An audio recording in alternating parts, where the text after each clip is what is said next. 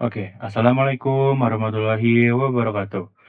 Jadi kita di sini ingin mempresentasikan proyek kami yang dimana itu berjudul Magot sebagai solusi sampah organik dan pakan ternak.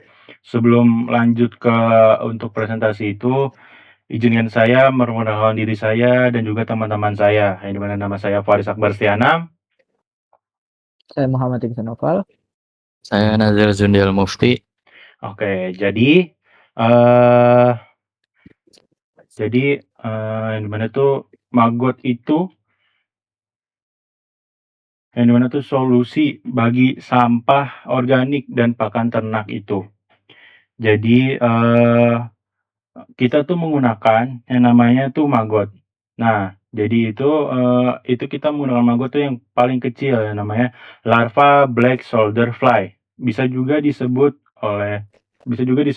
singkatnya itu BSF.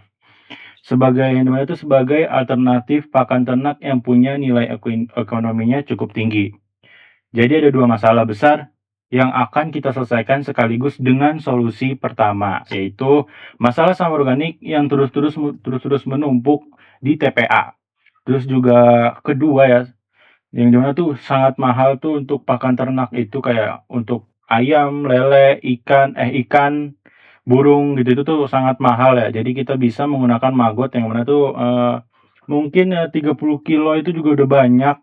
Yang dimana tuh harganya paling 30 kilo itu ya 80.000 sampai 100.000. Jadi gitu.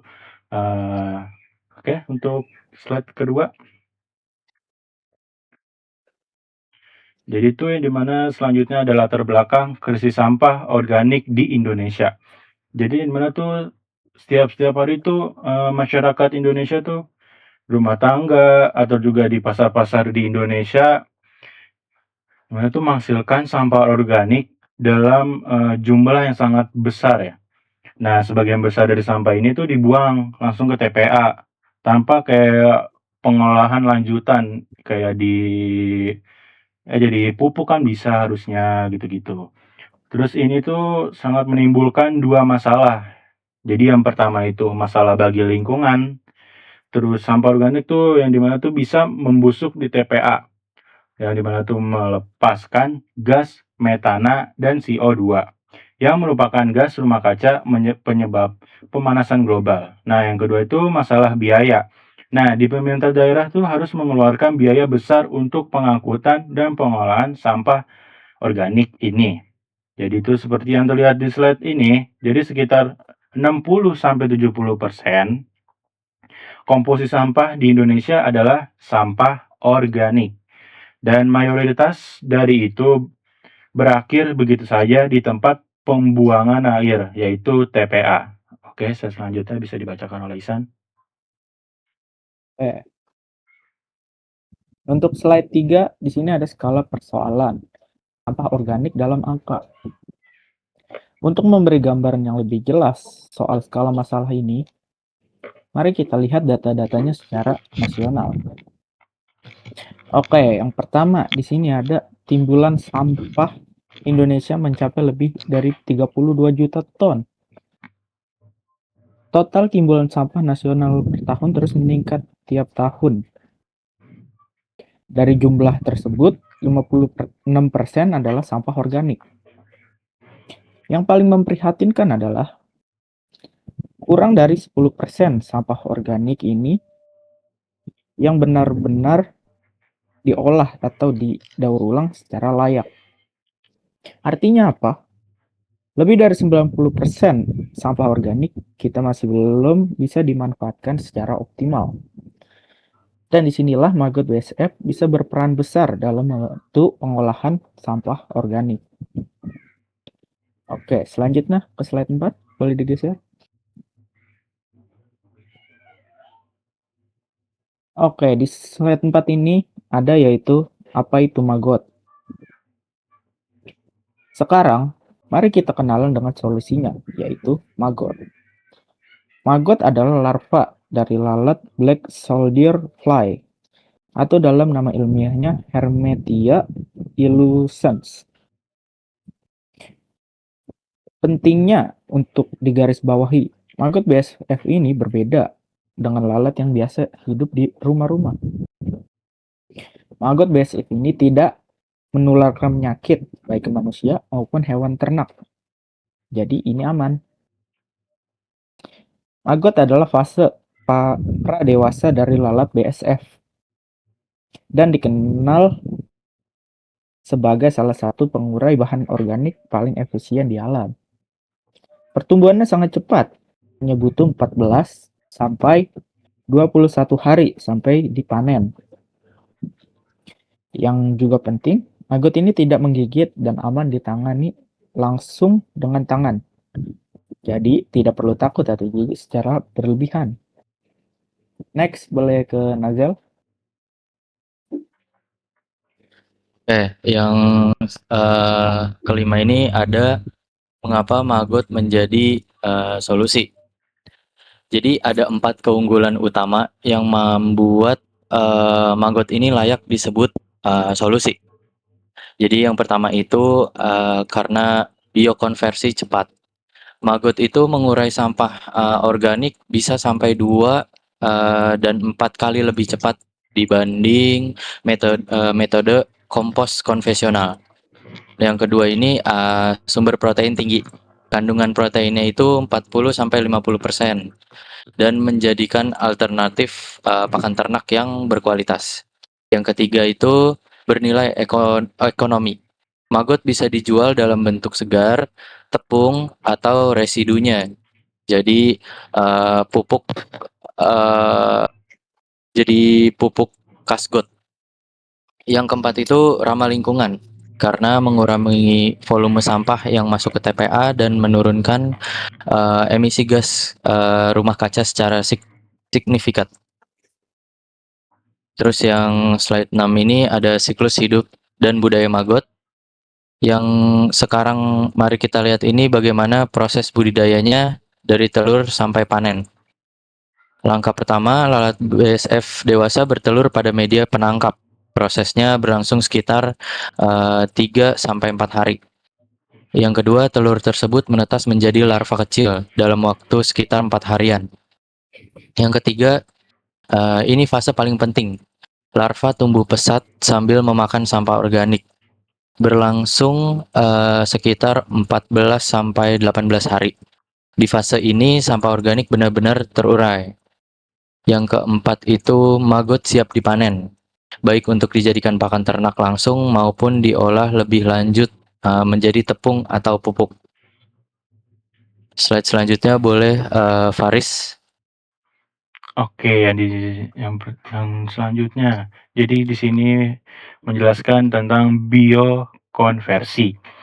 Jadi maggot sebagai pengurai sampah organik. Jadi saya akan membahas lebih dalam tentang proses biokonversi ini. Jadi yang dimana tuh 1 kilogram maggot itu bisa mengkonsumsi hingga 2 sampai 5 kilogram sampah organik yang basah dalam siklus hidupnya si maggot itu. Yang dimana tuh prosesnya sangat sederhana. Dari sisi inputnya, jadi kita punya sisa-sisa sayuran, buah-buahan, terus juga ampas-ampas dari dapur, terus juga ada sisa-sisa dari pasar-pasar tradisional gitu. Terus di dalam prosesnya itu, larva yang dimana tuh memakan sampah tersebut terjadi fermentasi yang sangat alami dan volume sampah berkurang hingga 70%.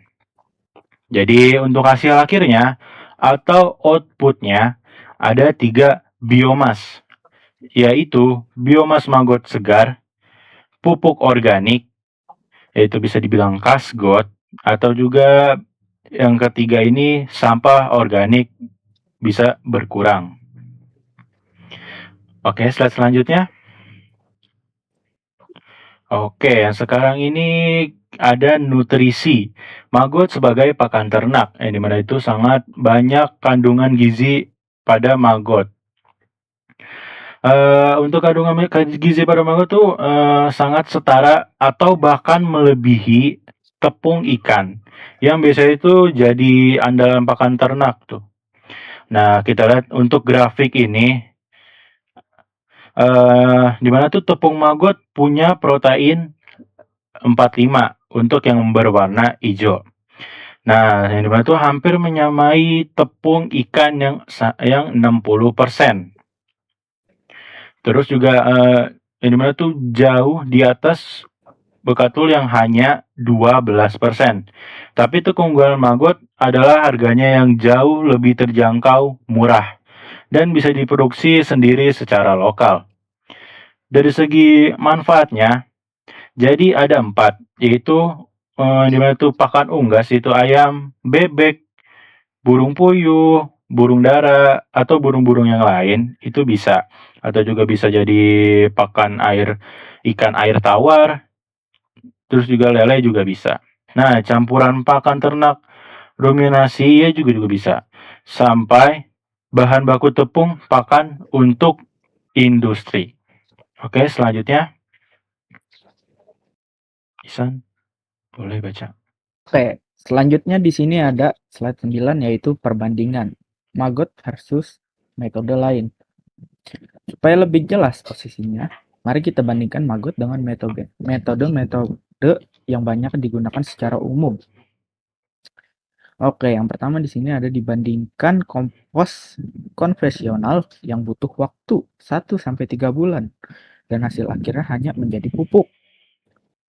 Maggot hanya butuh 14-21 hari dan menghasilkan 2 produk sekaligus, yaitu pupuk dan pakan ternak yang bernilai tinggi untuk dijual. Yang kedua ada dibanding dengan TPA atau insinerasi yang menghasilkan gas metana dan biaya angkut yang cukup besar. Maggot mampu mereduksi volume sampah hingga 70% sekaligus, mengurangi emisi dan biaya logistik.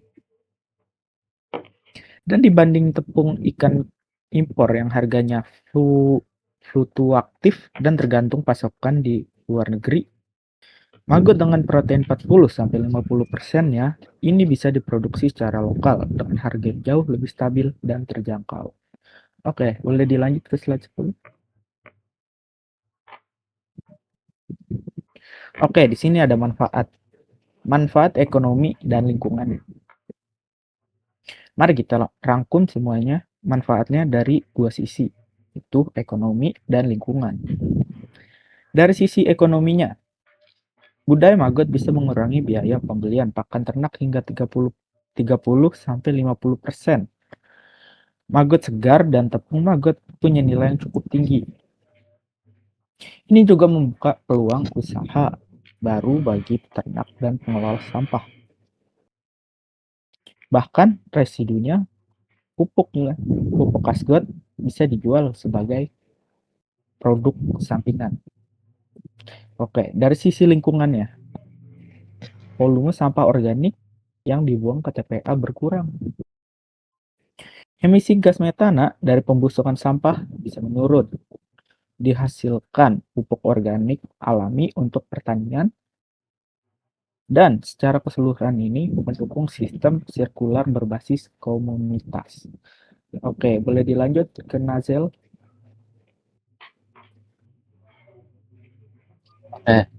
Di slide 11 ini ada studi kasus yang sudah diterapkan. Jadi ini itu bukan sekedar teori, maggot BSF sudah diterapkan secara nyata di berbagai daerah di Indonesia. Yang pertama itu di Kota Bandung, program bernama Rumah Maggot telah berjalan di 151 kelurahan, melibatkan ratusan pengelola sampah di tingkat RW. Dan ada juga di Makassar, di TPS 3R, Mariso didorong oleh pemerintah kota untuk mengelola sisa makanan rumah tangga dan restoran, sekaligus menghasilkan pakan unggas dan ikan. Dan di Desa Genteng Wetan, Banyuwangi, program pengabdian masyarakat membantu desa tersebut mengolah sampah organik yang mencapai 66% dari total sampah daerah melalui budidaya maggot. Dan dari sisi nilai jual di pasaran maggot, segar terjual sekitar Rp7.000 per kilogram. Sementara maggot kering bisa mencapai Rp60.000 per kilogram. Ini menunjukkan potensi ekonominya nyata, bukan sekedar wacana. Dan yang slide ke-12 ini tantangan dan solusi implementasi. Tentu seperti solusi apapun, penerapan maggot ini punya tantangan. Tapi semua tantangan ini punya solusi yang sudah terbukti. Tantangan pertama itu ada bau yang tidak sedap selama proses pengomposan. Solusinya pengelola media dan ventilasi kandang maggot yang tepat dapat meminimalkan bau ini. Tantangan kedua, persepsi masyarakat yang menganggap maggot itu menjijikan. Solusinya adalah edukasi dan sosialisasi manfaat maggot secara berkelanjutan, seperti yang sudah kita bahas di studi kasus sebelumnya. Tantangan ketiga, ketersediaan bibit, yaitu telur BSF yang masih terbatas. Solusinya adalah pengembangan unit pembibitan mandiri atau biopon di setiap daerah.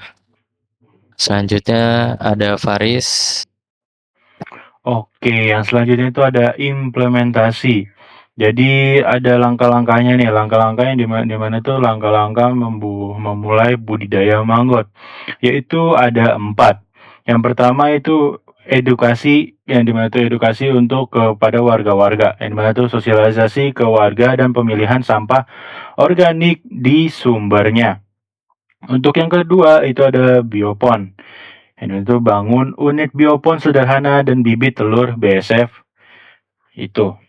Terus yang ketiga itu ada operasional. Yang itu jalankan budidaya secara rutin dan kelola sampah organik setiap harinya. Nah, yang keempat itu ada panen. Nah, panen ini di mana tuh hasilnya bisa dijual dan dikembangkan jajaran dengan peternak untuk membelinya. Nah, jadi tuh yang penting ini bisa dimulai dari skala yang kecil banget. Misalnya di rumah tangga atau tingkat-tingkat RW atau RT. Nah, sebelum dikembangkan ini menjadi unit usaha bersama yang lebih besar. Oke, selanjutnya. Nah, selanjutnya ada kesimpulan. Yang dimana itu maggot, solusi dua sisi untuk sampah dan pakan ternak. Nah, jadi bagi yang tertarik tuh ada 4 solusi nih. Nah, boleh dilanjut? Oke, solusi yang pertama yaitu mengatasi masalah sampah organik secara cepat dan efisien. Yang kedua, di sini ada menghasilkan pakan ternak alternatif berprotein tinggi dan terjangkau.